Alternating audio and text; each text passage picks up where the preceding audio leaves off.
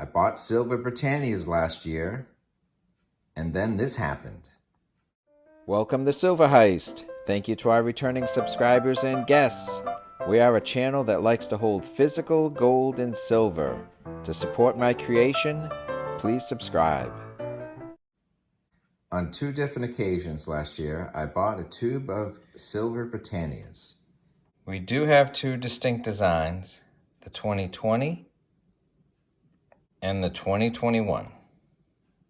Well, these are 2 tubes of Britannias. One is the 2020 and one is the 2021. And I swear I've counted these like 4 times, but they're both 25. I don't understand why the 2021 stack so much nicer than the 2020s. And just freeze frame that and count it. There's 25, but it looks like I have an extra one or I'm short one. It is a mystery, but I'm not here to talk about this stacking phenomenon, nor the milk spots. I'm really more here to talk about the spot prices and the premiums that we all had to go through in 2020 and how we're going to weather the storm in 2021. So did I make the right move at the right time? And can you learn from what happened last year with 2020 silver prices to make better choices for 2021? So 2020 was a pretty challenging year if you were trying to stack silver or gold. There were a few challenges. On the gold side, you were looking at ever increasing prices right up to an all-time high. But for silver, the challenges were different.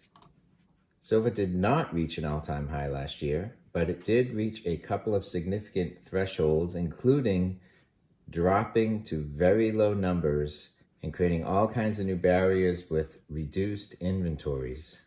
So we're seeing some reduced inventory in 2021. So how does that compare to 2020? So at the end, I'm going to compare the prices that I paid for my tubes of Silver Britannia at 2 different times last year and compare them to prices today. And that way we can see how the premiums have changed and how they haven't. So one of the significant stories about silver in 2020 is that once the silver spot price went above $20, it never closed below $20 again. And you can see that right in this chart right here. Mid to late July, it crossed the $20 mark and it never went back. So while people feared it could go back below 20, it never actually did. So while gold hit an all-time high around August, silver has touched or flirted with $30, which is far from its all-time high, but it hasn't held above 30. And it's currently making a run towards 30 now. So gold has been going sideways, even, dare say, trending down. And I don't know when it is going to reverse course, but I'm looking at gold for the long term, so I'm not super worried about it. And then on silver, it's actually trending up since late September. And it's back up above levels that it hasn't seen since August or around Labor Day. So I have no predictions on where silver is going. And until silver spot hits $30 an ounce, I am not counting any chickens until the $30 an egg hatches.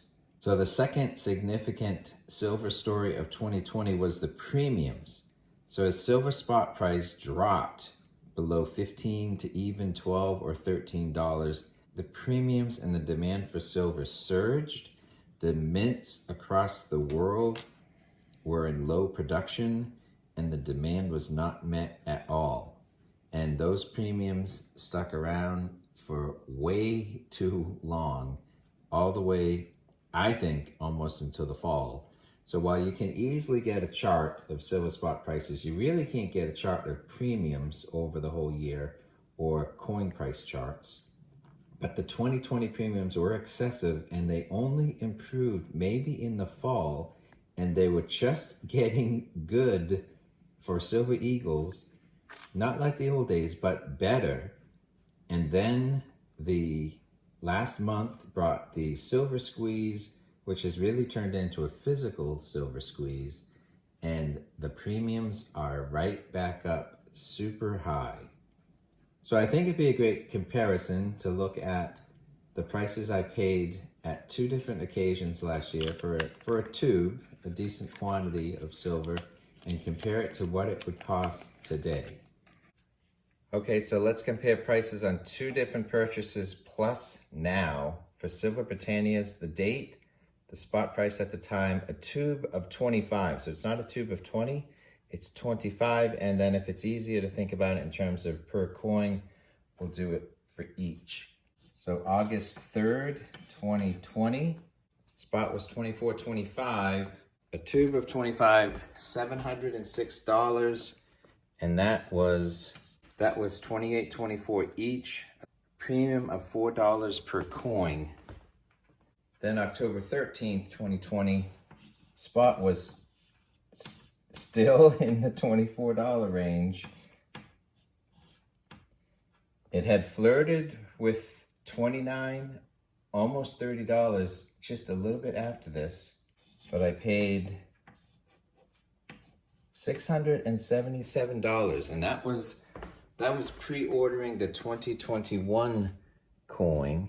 So maybe there was a deal because it was pre-ordering a new coin. So that was $27 a coin, which is closer to a $3 premium. So now we're at February 25th, 21. Spot is $27, and if I had filmed this last night like I wanted, this would have been $28, and this would have been $847. But right now, I'm seeing like $810 at Monument Metals. So $810, which is $32.40 per coin. So $4 premium, $3 premium, $4.99 premium. Just 24 hours ago, it was a $5.75 per coin premium. So that's actually good news. And I don't know what created that. Are my tubes of Britannia worth $810 today?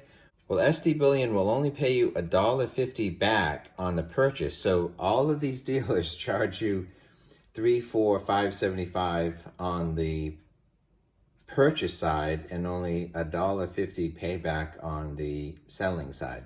So if you can sell it peer-to-peer, yes, this $700 tube is worth more. But it's not easy selling peer-to-peer. But if we want to look at the difference between this and this is 15% higher than here, and this is 20% higher than here.